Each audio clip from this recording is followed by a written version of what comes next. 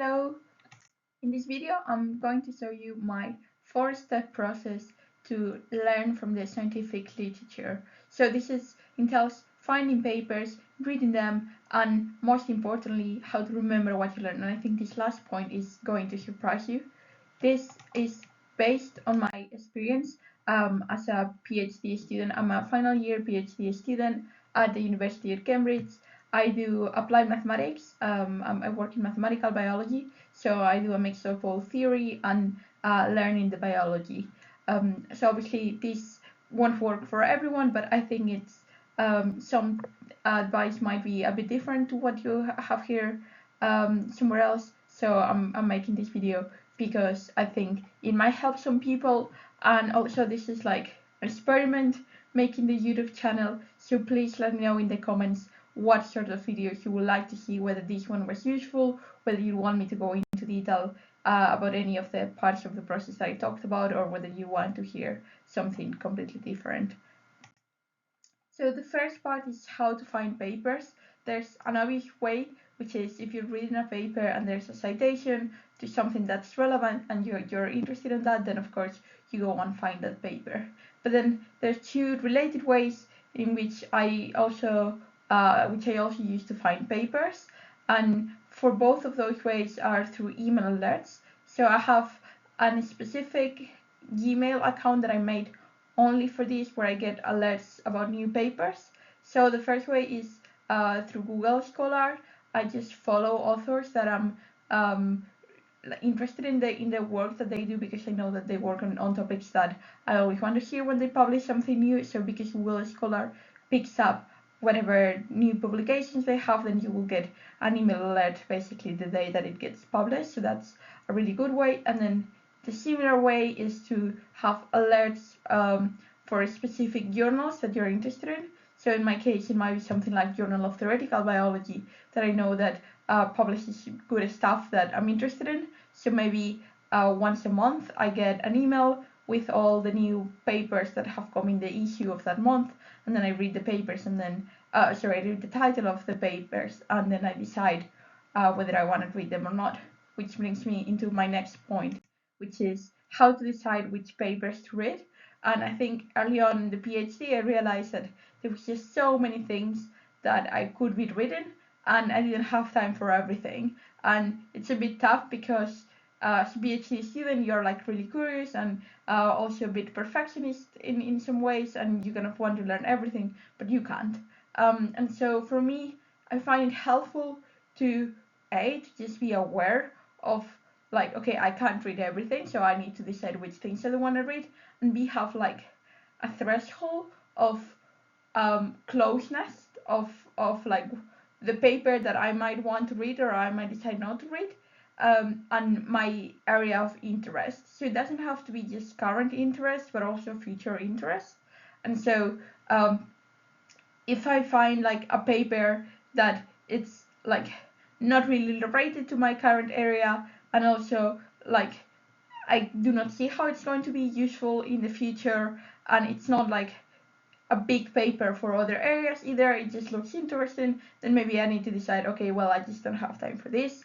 And so, for example, one like mental threshold that I have is like some theory from maths that can be applied to the models, that sort of models that I do. And so I had these notes, and I was like, okay, I want to read this, but I never found the time because I always had like other priorities, things that were mostly like direct related to my research. And so at some point I decided, look, I know that if I ever want to use this area of maths, I have these resources there and I can go check them out and use them. But at the moment, it's just not helpful for me to learn this. I'd rather learn something else that's more related to my current research, or something that I'm really interested in because I know that I'm going to use it in the future. Where this was just more like hypothetical. And so for me now, every time that I come across a new paper that looks like, oh, this looks interesting, but actually I'm like, I'd rather read those other notes that I have saved in my computer, but I don't even have time for that, so I'm not going to bother with either of that. And then on the contrary, if you find something that's like really core to your research, or it's like something that like you really need to read, then you have the time to go and read that. And then a related point is just to think, why am I reading this paper? So in my case, when I'm reading theoretical work, I'm a lot of times I'm interested in the methods. Sometimes, of course, also in like what they find, but sometimes, I just need to read it because of the methods and because I want to translate what they did with their model. I want to translate it to my model. And then, on the contrary, if I'm reading something that's biological, maybe I don't care so much about the methods, about like, the experiment they did or like clinical trial. But I'm just reading it because I'm interested in the biology that they found about. So this is like kind of part of like, okay, I decided to read them, but for this specific thing.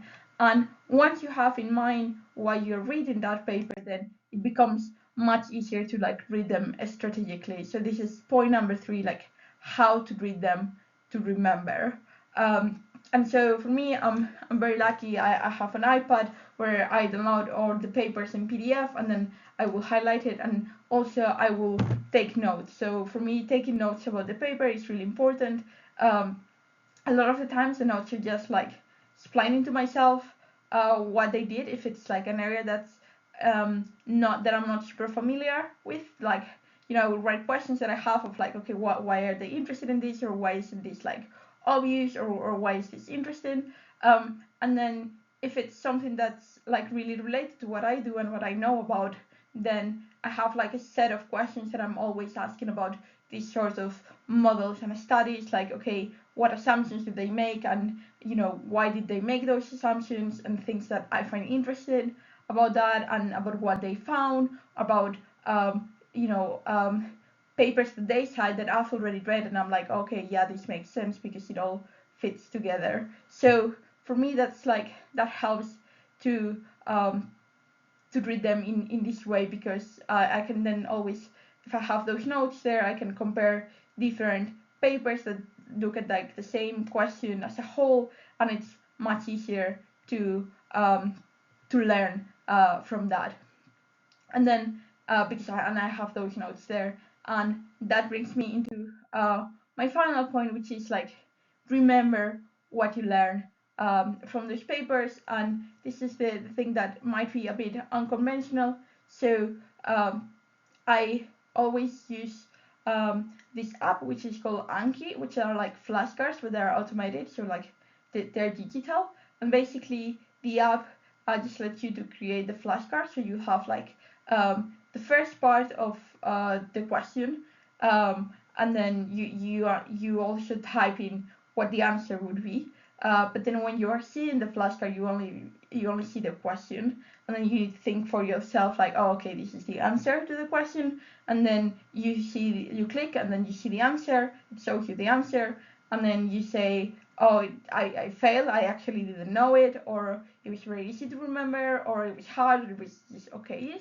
And based on what you click, then it will show you the card on a different, like after a different number of days. So if you click that it was very easy, maybe it takes like a month until you see it again. And this it's like an algorithm, so this kind of time horizon keeps growing. If you click easy all the time you see it. But then on the other hand, if you fail, then you will see the card tomorrow. And then if tomorrow you get it right, but you said that it was hard, and you might see it like 2 days later, and so on. And so this technique is called spaced repetition. And with this app in particular, it's used a lot by like medicine students, or other people who do a lot of memory-based things. And it doesn't seem like obvious why you would want to use this for papers. So of course for me, because I'm a mathematician, and I keep learning a lot of biology for my work, I use it for some like memorization stuff of like, okay, I'll learn a new like biological thing, like what's a T cell or something like that. Then I have flashcards for that, but I also specifically use them for the papers. So I would type in some questions like, in this paper, these authors, they did this, what did they found? And then the answer could be what they found, because I thought that it was very interesting. Or it might be, as I was saying before, these authors, they found this, but what assumptions did they use to find this? And And so because I see that again and again, it's kind of like on the back of my brain. It's already there, and that's like super helpful when you're like right now I'm writing out my thesis, and so I kind of need to do like a literature review and like compare a lot about what others did, and so it's just on the back of my mind like, oh yeah, these people, they did that, they did that, rather than just of course I'll have the notes that I took on my iPad, but then some papers I read like 3 years ago, so I wouldn't really like have remembered them, like it would take a lot more time to get them going again. And then the other way I find is useful is just in talks, if someone you give a presentation about your research and someone asks you a question like, what do you think would happen if you change these assumptions, and instead of doing this, you do this other thing. And then it's happened to me that they've asked that, and I'm like, oh yeah, I know what happens because I've read another paper by those other authors, and I was really surprised that they used this other different set of assumptions, and then they found this thing. And so I will tell them, yeah, you can look at the paper by these people, and they they did a similar thing, and this is what happened. Or yeah, a lot of stuff like that. It just helps to like connect things or in your brain when you can kind of have it fresh in your mind, all the like, I mean, hundreds of papers at this point, I think. So for me, this is super helpful, and I don't really know a lot of other PhD students using this thing, but for me, it's been like one of the best methods that I've had for learning, and also like it's just super motivating because you just go through the app every day, and there are some days where like that's like a good way to get started in working because it's just easy. I'm just like, okay, I just go through the questions, and then it maybe takes me like 10 minutes, and you can even do it like while you're waiting for the bus, or like you're commuting somewhere, or yeah, so it doesn't take a lot of time, but it's really motivating. And of course, like um, if you spend some period of time where you don't do it, you can always catch up. So I think it's worth it, and I think everyone should use it. So that's my the last part of my method to learn from the scientific literature. Please let me know if you found it helpful, if anything was unclear and you'd like me to explain it again. And also, please, this is the first video that I'm putting up here, so this is a bit like an experiment. I don't know if I'm gonna make more videos or no. So if you engage, then that's highly appreciated, and I will be back with similar videos, maybe, if you let me know what I should do. So thanks a lot, and keep learning.